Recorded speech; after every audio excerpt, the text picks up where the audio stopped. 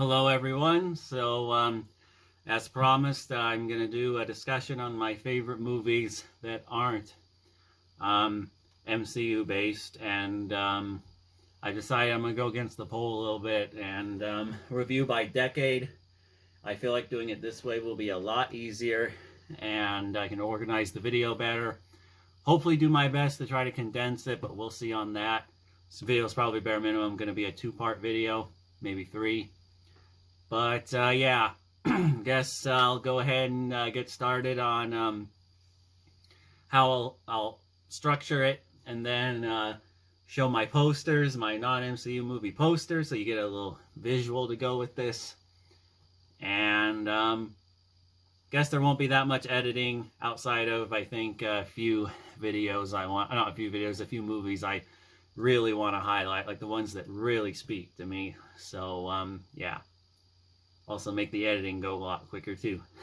Anyway, I'm gonna do 1950s and before, so like early Hollywood, the golden age, and this is just gonna be Hollywood. I'm not really gonna review too many German expression films, so those weren't really Hollywood. So yeah, I just thought I'd say that. And it's gonna be a mix of Oscar nominees, just general blockbusters and mainstream, and some lesser known films I'd also like to highlight too from across various decades I've loved. Granted, I'm not going to get them all because this is a lot, but know that there are very few films that I truly don't like. Bare minimum, I think a movie is okay if I watch it more often than not. Only ones I really don't like are Batman and Robin, Batman v Superman: Dawn of Justice, and just about the bulk of Zack Snyder's career. So you're not going to hear a lot of Snyder talking, other than me probably just shit-talking him every now and then. So anyway, without further ado, my discussion on cinema and my favorite movies outside the MCU.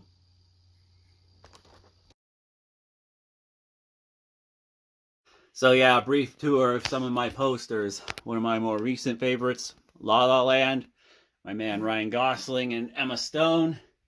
And here's Psycho, directed by Alfred Hitchcock, who you'll probably hear me mention a few times because I do really love a lot of his movies. And he is also inspiration to Martin Scorsese, who directed Taxi Driver, and another movie that I have the poster in another room that I had to move because you could barely see it. But it is Goodfellas. So yeah, and let's see some other non-MCU posters I got. Back to the Future, another film you'll definitely hear me highlight, and one that I really love, especially the director Robert Zemeckis and Steven Spielberg. And X-Men is another good one too, X-Men 2. And here's my 2 Star Wars, the classic Star Wars from 1977. Really like that hand-painted style. Only see the top half, but that's Kylo Ren in the First Order from Star Wars The Force Awakens. And let me close the door. Here is the one I had to reframe recently, but it's Blade Runner with Rick Deckard and Rachel Sean Young. But yeah, I guess highlighting some of my favorite movies from before the 1950s. Some early ones I've seen. There's many Charlie Chaplin movies I love from I forget the name of it, but the one where he's a factory worker that was played in Joker. And the main ones I really love are the ones where he plays the character the Tramp.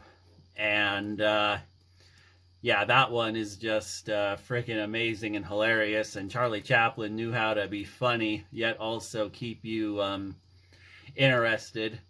And there were some classic Warner Brothers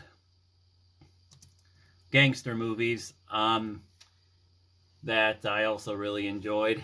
And here soon I want to get to watching the original classic Scarface that was remade by Brian De Palma, another director you'll probably hear me mention a few times because I really love a lot of his movies. But yeah, Charlie Chaplin, though, definitely a legend, and made many classic films. His best ones gotta be the ones where he was the Tramp. And the ones I believe I've seen are A Woman in Paris, The Gold Rush, City Lights. Modern Times, that's the one I was trying to think of. It was used in Joker. That was the name of it. The Great Dictator is also great, where he plays a parody of Adolf Hitler. And he didn't make too many movies after that, because I guess he made some controversial statements that got him on the FBI's wanted list. So, yeah. But, yeah, there were many great films. Hitchcock made some, like The Man Who Knew Too Much, the 1934 version, and some of his early films. So, yeah, there is that. And how could I forget some of my most favorite movies? The obvious ones. Okay, well, first I'm going to get this one that is discussed, but not nearly as much compared to the other one. Casablanca. Just an absolute classic romance. And frickin', what was I gonna say? Frickin', it is just quintessential golden age of Hollywood. Humphrey Bogart, Ingrid Bergman. Gosh dang, just about everything just worked with that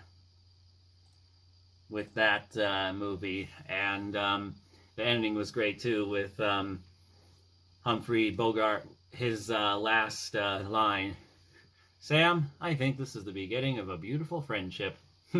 Just love it. And other great ones too, like It's a Wonderful Life, and some classic John Wayne westerns. Stagecoach was incredible. He made a lot of movies too, but by today's standards, they're not really movies, because they only lasted about half an hour to 20 minutes, but I guess that was the norm back in those times, so it is kind of interesting to notice that, along with Black and White. Oh gosh, I'm going to kick myself if I don't say this one. The Wizard of Oz. That is just amazing and timeless. I loved it as a kid, still do. And the theme of outcasts banding together and defeating a greater evil or someone who doesn't agree with their lifestyle. That theme, it resonates with me. So, not going to lie, it's a classic too. Along with the movie that beat it out for Best Picture, Gone with the Wind. That one's also incredible, and really love that movie. But, yeah. I guess outside of that, the only other one that comes from this time frame that I can name off the top of my head is The Big Tamale, Citizen Kane. Yeah, on a lot of people's favorite movies list, some say it's undeserving, getting too much credit. I still say it's a classic, appreciate it for what it did in terms of the actual craftsmanship that goes into filmmaking, from cinematography to lighting, showing the passage of time, and the way it uses cross dissolves also to show that, and its non-linear path of its plot is real great too, showing the rise and fall of Charles Foster Kane, along with his first line being Rosebud, which leads the mystery of the film. And I gotta say this too, it is kind of interesting to watch the movie that's about the making of this movie, called Mank, that David Fincher just made. And boy, it is kind of interesting. I kind of feel like Orson Welles may or may not have Bob Caned him. And if you don't know what I mean by that, Bob Caning is where one person takes full credit over someone and discredits them for a very long time. I don't know, it's still kind of murky. We may never know the full story on that, but it is interesting to look into. But then again, Orson Welles starred in it and directed it, so he did do his part, and it's not like Herman J. Mankiewicz was uncredited for making this movie. So, yeah, I guess there is that, though he did die shortly after the film was made. So, yeah, but, yeah, it is truly great, and can't believe this movie lost Best Picture to a movie that barely anybody even references. How Green Was My Valley. I have like no desire to watch it, and yeah, it's just yeah, nothing really special. But Citizen Kane, it's in my top 10 favorite movies of all time for me. But me personally, the movie behind me I forgot to show, or maybe I did earlier in that little tour, The Shawshank Redemption. I'll show that when I get to it.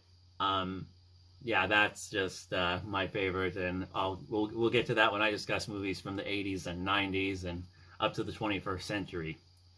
So guess that's the movies that stick out to me from there that I really like from this time frame. So yeah, definitely a nice way of seeing the evolution of cinema and especially visual effects, because basically every effect at this time had to be practical because there was no such thing as computers.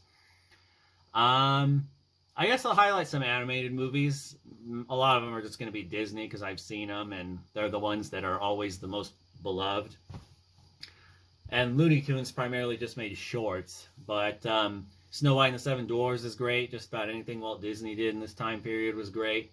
Bambi is a classic. Always love that one. And I'll admit, I do cry when Bambi's mom dies and he's all saying, "Mother, Mother." Oh, God, yeah. Oh, boy. Never thought a deer could make me cry. And Pinocchio's great, too. Love Pinocchio. And after that, any of the other animated movies I'm going to discuss are going to be from 1950 onwards, so I'll get to them when I get to them. So I guess that's the end of my favorite movies from this time period. So let's get into the 1950s and onward. Here's a few images from some of the movies I highlighted.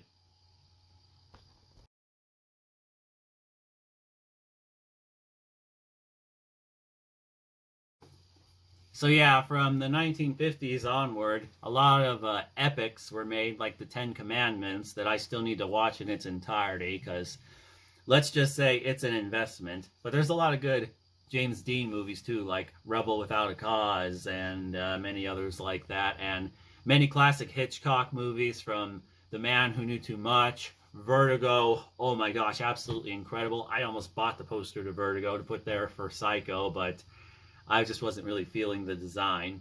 But yeah, Vertigo is just incredible, along with Rear Window is great, Dial M for Murder. Just about any Hitchcock movie of the 1950s was absolutely incredible. They didn't call him the master of suspense for nothing. He really was the master of suspense. And the ending to Vertigo, holy shit. It is just absolutely incredible. And besides Rear Window, another movie too that was the first movie to really attempt to do the make it be edited to look like it was one shot technique has to be it wasn't The Man Who Knew Too Much. I'm trying to find it.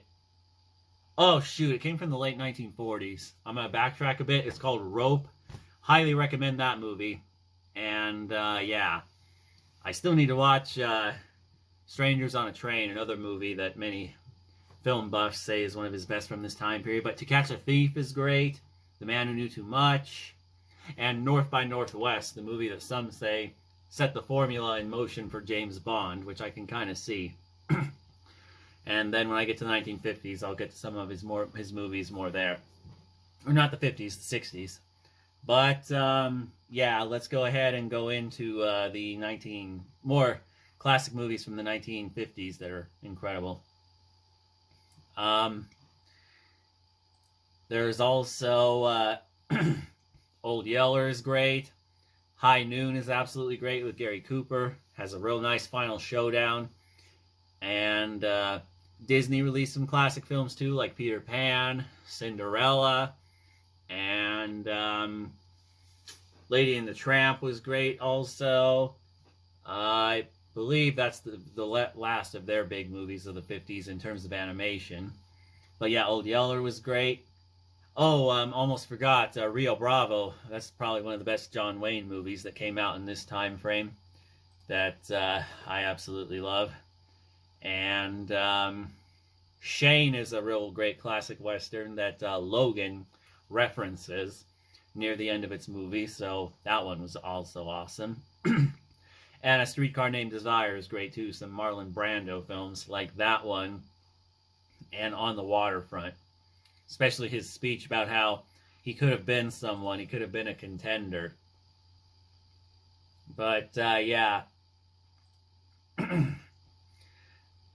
Another great film too, I believe, came out in this time period is called To Hell and Back, about the Medal of Honor winner Audie Murphy, where he plays himself, which was a bit odd, but I enjoyed it and I thought it was pretty incredible. And many classic westerns came out, as I highlighted too. This was the decade the Magnificent Seven came out. Highly recommend that. And I guess going into some of the Oscar-winning films,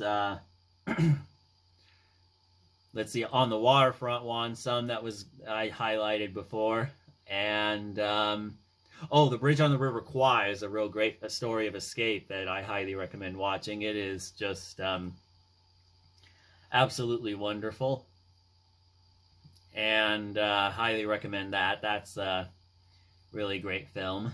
But yeah, I guess those are the only ones I got right there for this moment.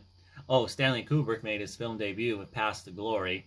Still need to watch it, but I know that was Stanley Kubrick's debut. So, yeah. Oh, shoot, going back to some of the classic Disney films released in this time, there's also Alice in Wonderland and Sleeping Beauty. Both of those classics I loved as a kid and still do. And, yeah, those were some pretty solid ones. Oh, and some movies that featured Greek Western gods also, like, or not Western, Greek gods, like Jason and the Argonauts was real great, and many other movies done by Ray Harryhausen. So, yeah. Let's see, I'm going to look into some 1950s Westerns, see if there's any others I'm forgetting. I probably am, but there was many that came out in this time, but the 60s is going to get even harder to really sum up the ones I really love, because there is just a lot to choose from overall. But in terms of Westerns, it is going to die down in the 1990s up to the 21st century, because the genre definitely has become more niche, and not too many directors have been making them nearly as much as they had been. So yeah, I guess that's all I got on the 1950s. So definitely a very diverse decade, and definitely some directors emerging like Hitchcock and Kubrick, who I really love. And into the 60s, oh my gosh, they are going to they're going to set the cinematic world on fire with the New Hollywood era. So I guess now we're going into New Hollywood. I guess here's a few images from some of the movies I named. Then I'm going to go into the New Hollywood era, which is from the 1960s. Well, the 1960s are going to be the tail end of the golden age of Hollywood. It's generally agreed upon that it ended in 1969. And then from 1969 up to about the early 1980s was the New Hollywood era, where some of my favorite directors began to rise to the top. So there's that.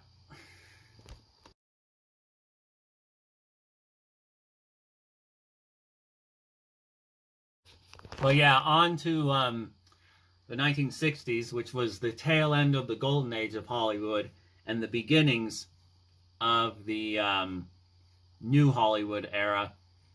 Just a few ones I'm going to highlight that don't get discussed a whole lot, but are great. Lolita, I've heard it's amazing, need to watch it. Romeo and Juliet, the classic version is great, along with Cleopatra.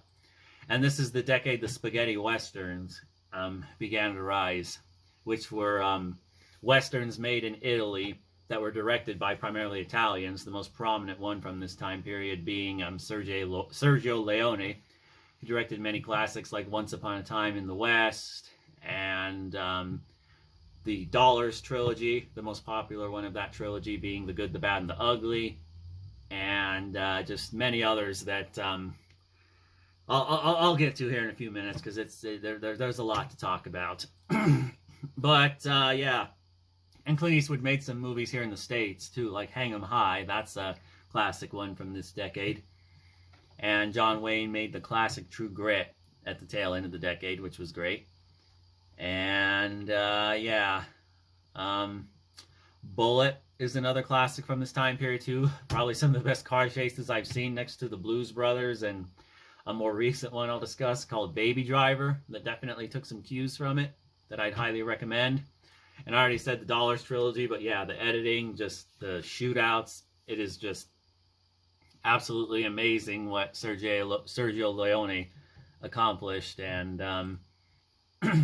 definitely a lot of classic Disney animated films were released in this decade, like There was 101 Dalmatians, The Sword and the Stone, The Jungle Book.